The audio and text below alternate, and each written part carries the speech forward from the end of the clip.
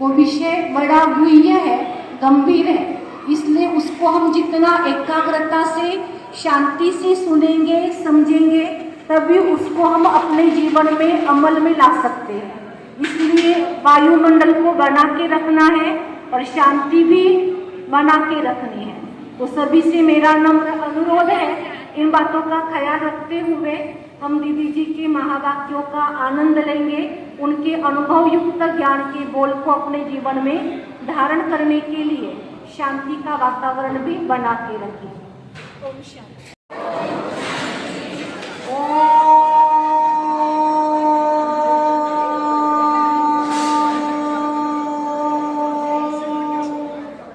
शांति।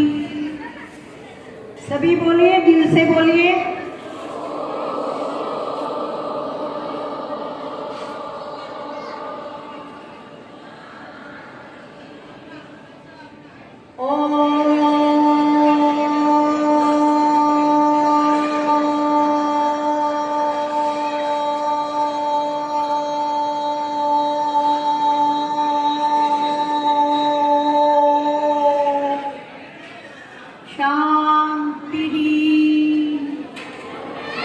अब सबका इतना लंबा आवाज आना चाहिए।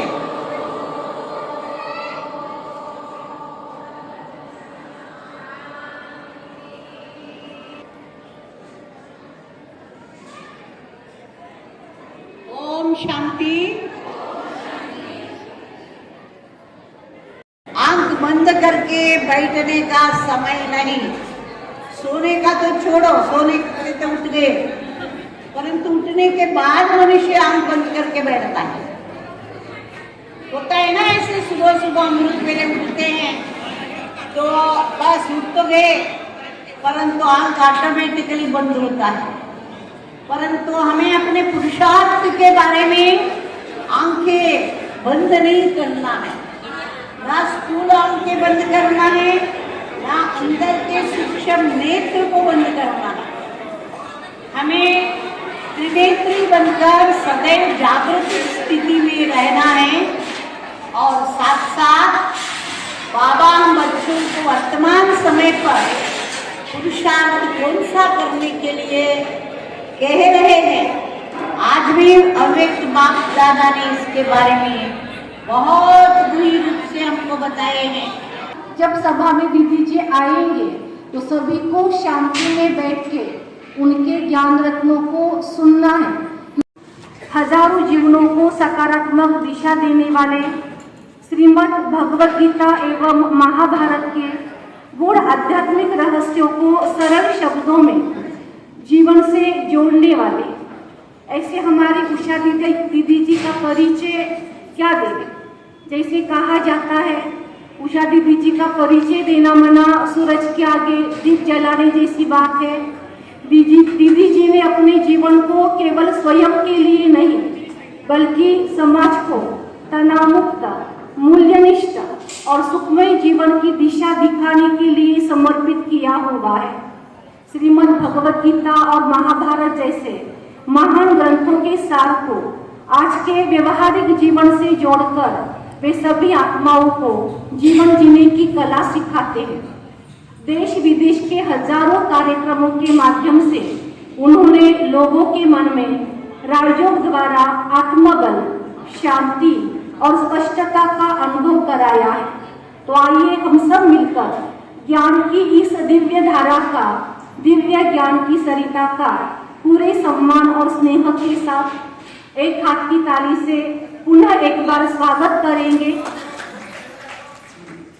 दीदी जी का परिचय, वैसे तो दीदी जी का जन्म दक्षिण अफ्रीका में हुआ है और बचपन से ही दीदी जी को कृष्ण की बहुत भक्ति थी।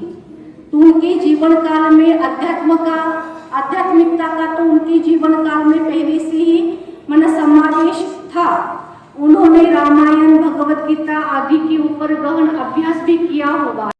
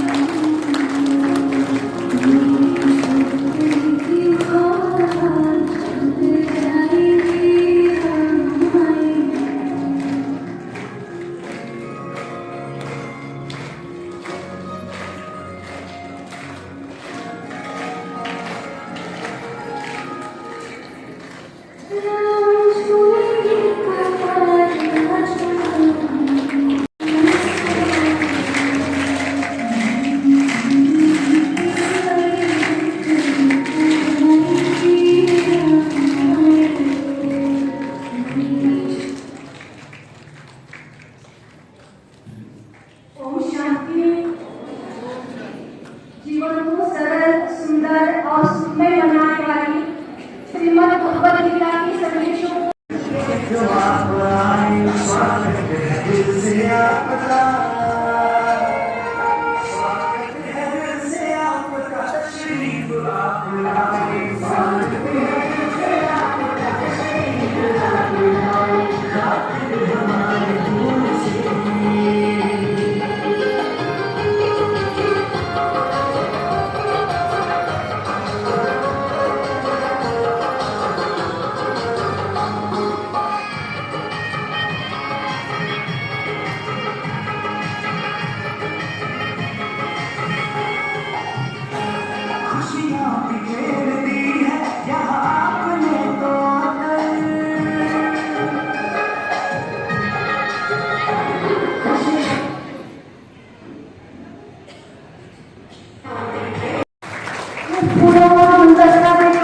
स्वागत करेंगे।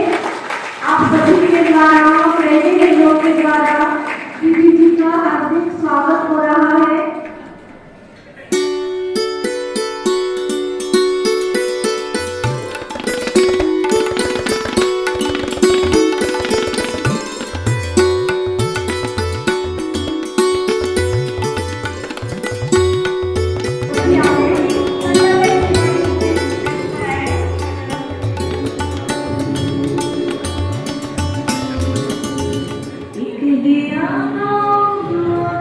अर्धे इकडे या, थोडे काही लोक इकडे या.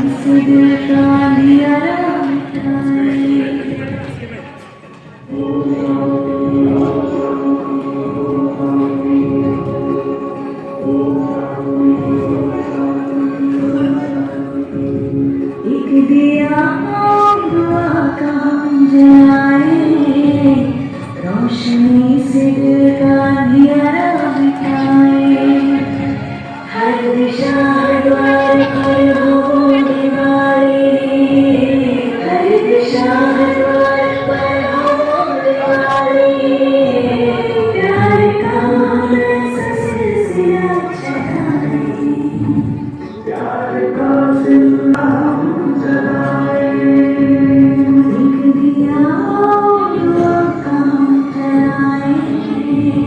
रोशनी से दिल का अंधियारा मिटाए. उभा राहा, लाईनशीर उभा राहा. जो भी सामने मार्गदर्शन देखते हैं अपना अपना मोबाइल का टॉर्च ऑन करें और भी प्रज्वलन चलाएं मिलकर, आगे भी चलाएं मिलकर, सत्य की राह दिखाएं. ज्ञान गुरु की इस प्रकाश से जीवन को सफल बनाए, ज्ञान गुरु की इस प्रकाश से जीवन को सफल बनाए.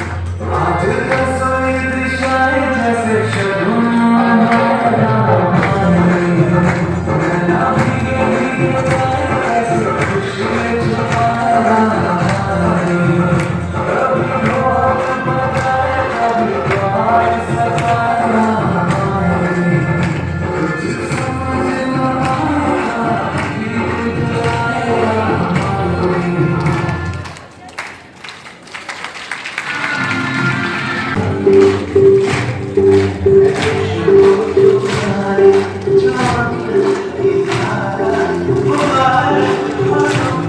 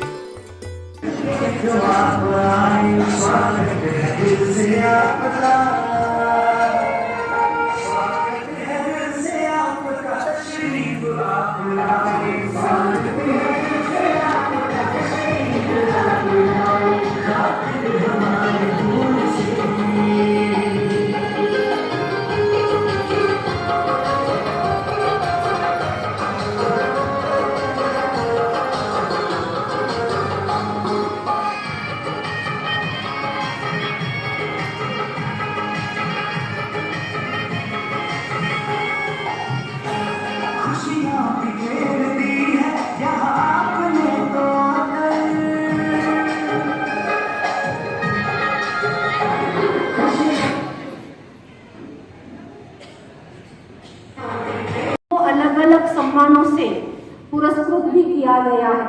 तो दीदी जी को 2012 में हॉल ऑफ फेम अवार्ड से सम्मानित किया गया।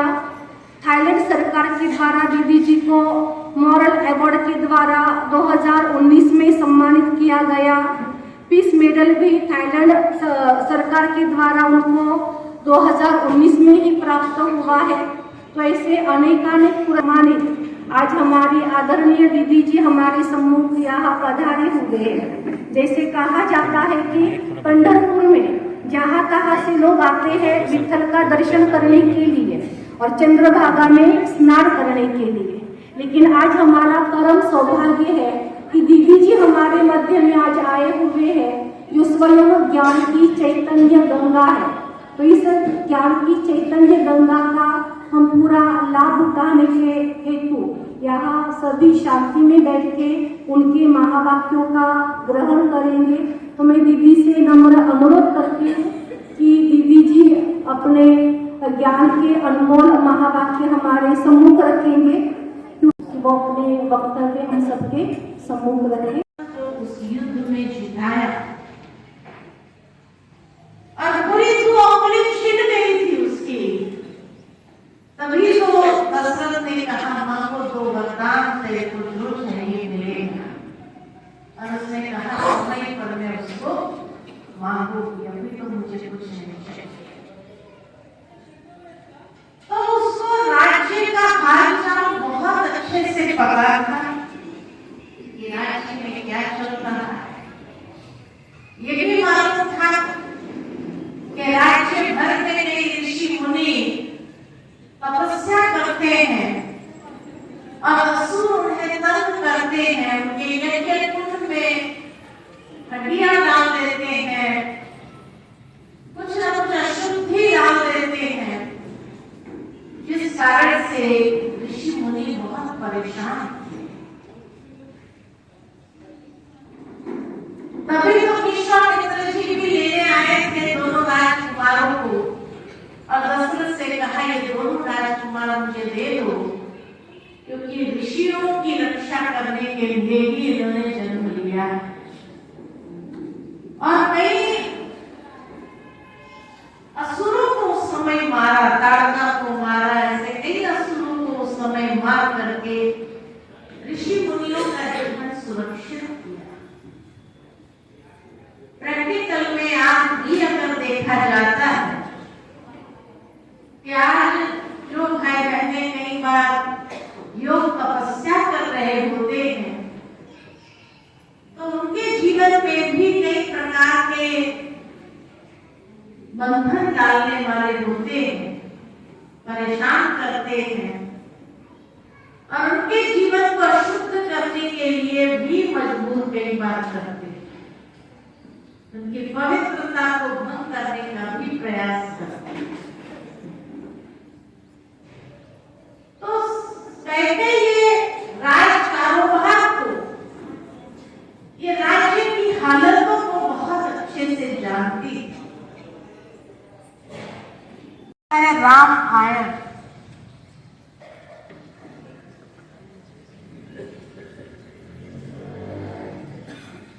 कहते हैं राम आयन। आयन माना, आयन माना उसका यात्रा, किसकी? राम की यात्रा। तो लोगों ने समझ लिया दशरथ के बेटे राम के साथ अन्याय हुआ, उसको वनवास मिला, महान पाठ बजाया, मददगार बना। दुनिया के अंदर लोग कैकेयी को बड़ा दुष्ट समझते हैं, वहां तक कि आज तक दुनिया में कोई अपनी बेटी का नाम कैकेयी नहीं रखते। लेकिन कैकेयी जैसी महान नारी इस संसार में और कोई थी नहीं। तो कैसे अपनी बच्चियों का नाम कैकेयी से के नाम से रखे, क्योंकि आज की नारी में वो महानता तो रही नहीं जो कैकेयी के अंदर। आप सोचेंगे कैसे? तो कहा जाता है कि कैकेयी उस छिपे हुए अवस्था, तो कितने पद्मा पदम भाग्यवान आत्माएं हो जिसको भगवान ने ढूंढ करके अपना बनाया। और इसीलिए बहुत सुंदर आज इस स्टेज से दृश्य दिख रहा है कि बाबा के चात्रक बच्चे सभी बैठे हुए और सब्जेक्ट भी बहुत अच्छा रखा है, सुखी जीवन का आधार, रामायण या भगवद गीता का सार। तो अगर हम उस बात को देखें, अभिवादन है,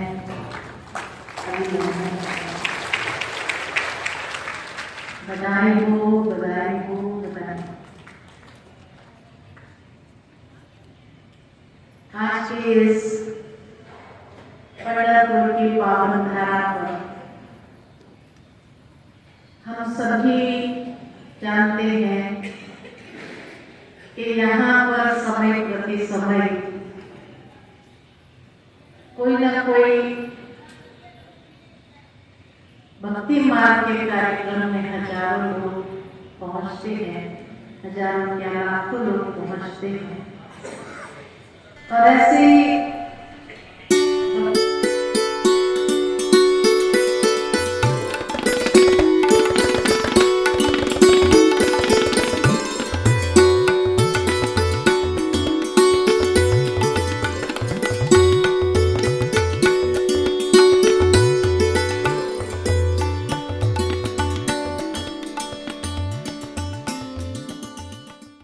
करो, किसी को तकलीफ नहीं दो और किसी की तकलीफ में आप मदद करो, तो अब इसके साथ ही तो आपको मेहनत करनी पड़ेगी ना, इसके ऊपर दया करनी पड़ेगी, इसको इन चीजों से छुड़ाना पड़ेगा। आप क्यों हमको कह रहे आगे चलो आगे चलो।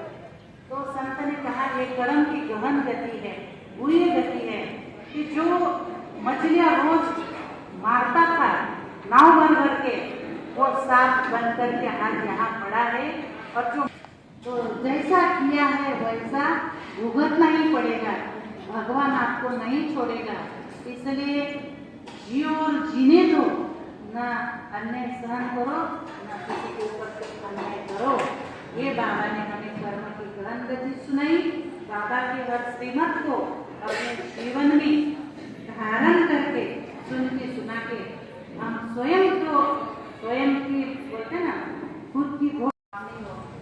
महाराज बोले, संत बोले भाई तुम चलते चलो, पीछे मुड़ के नहीं।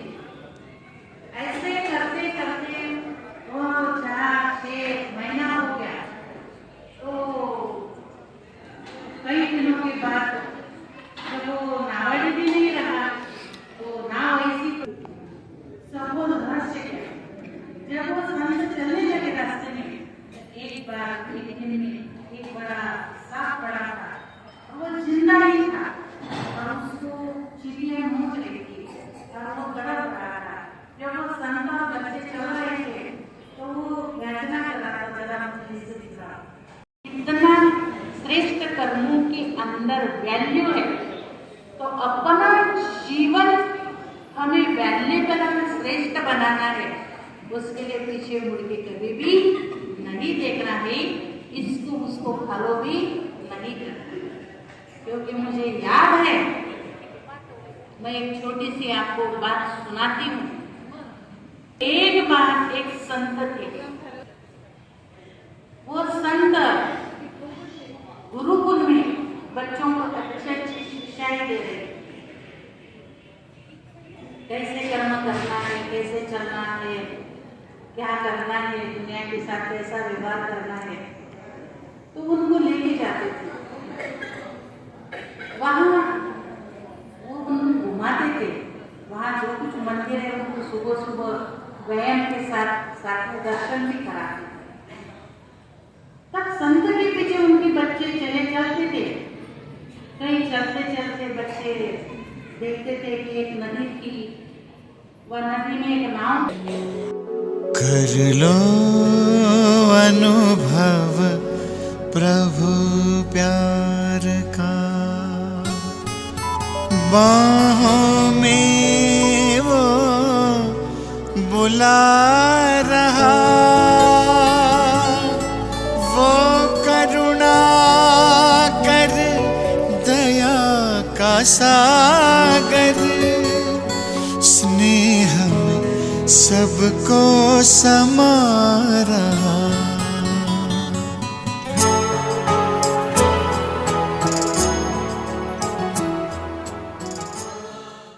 प्रिया दीदी जी ने हमें बहुत अच्छी रीति से बाबा का धारणा युक्त क्लास कराया।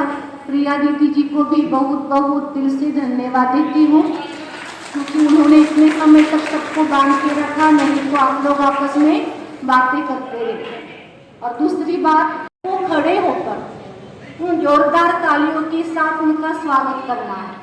तब तक बाबा को याद करते रहेंगे। और अभी हमारे प्रिया दीदी जी ने हमें बहुत अच्छी रीति से बाबा का धारणा युक्त क्लास कराया। प्रिया दीदी जी को भी बहुत बहुत दिल से धन्यवाद देती हूँ, क्योंकि उन्होंने इतने समय तक सबको बांध के रखा, नहीं तो आप लोग आपस में बातें करते रहते। और दूसरी बात, जब सभा में दीदी जी आएंगे तो सभी को शांति में बैठ के उनके ज्ञान रत्नों को सुनना है, क्योंकि आज का जो विषय है वो विषय बड़ा गुह्य है, गंभीर है, इसलिए उसको हम जितना एकाग्रता से शांति से सुनेंगे समझेंगे तभी उसको हम अपने जीवन में अमल में ला सकते हैं। इसलिए वायुमंडल को बना के रखना है और शांति भी बना के रखनी है। तो सभी से मेरा नम्र अनुरोध है, इन बातों का ख्याल रखते हुए हम दीदी जी के महावाक्यों का आनंद लेंगे, उनके अनुभव युक्त ज्ञान के बोल को अपने जीवन में धारण करने के लिए शांति का वातावरण भी बना के रखें। ओम शांति।